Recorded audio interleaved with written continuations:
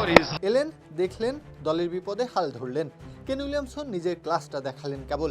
মিরপুরের উইকেটের সাথে এমনভাবে মানিয়ে নিলেন যেন এই জায়গার সাথে বোঝাপড়াটা বেশ পুরনো। অবশ্য অবাক হওয়ার কিছুই নেই এতে, গ্রেট উইলিয়ামসন বলে কথা। জিতলে ফাইনাল আর হারলেই বাদ, এমন সমীকরণের সামনে দাঁড়িয়ে রাজশাহী উড়ন্ত সূচনায় করেছিল। পাওয়ার প্লেতে স্কোরবোর্ডে 1 উইকেট হারিয়ে 61 রান, চালকের আসনে তখন তারাই। তবে এক লহমায় সব চিত্র বদলে গেল, সময়ের দখল নিল সিলেট। 80 রান তুলতেই 5 উইকেট হারিয়ে একেবারে দিশেহারা তখন রাজশাহী। তবে একজন তখনও দাঁড়িয়েছিলেন, আচমকা যে ঝড় বয়ে গেল, খড়কুটোর মতো সাজানো সবকিছু উড়িয়ে নিয়ে গেল, তিনি কেবল দেখলেন, একটু ধাতস্থ হয়ে নিলেন, এরপরই শুরু করলেন মেরামতের কাজ।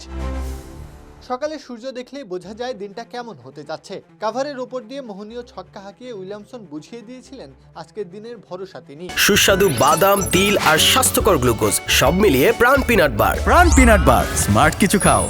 কোনো তাড়াহুড়ো নেই, ইনিংস গড়তে হবে। স্ট্রাইক রোটেট করে গেলেন তাই নিজস্ব ভঙ্গিমায়। মারার বলটা ঠিকই পাঠিয়েছেন বাউন্ডারির ওপারে, ভালোটাকে ডট নয় পরিণত করেছেন সিঙ্গেল ডবলসে।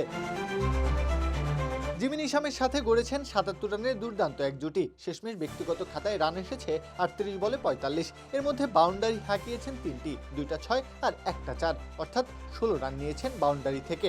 বাকি 29 এসেছে সিঙ্গেল ডাবলসের ওপর।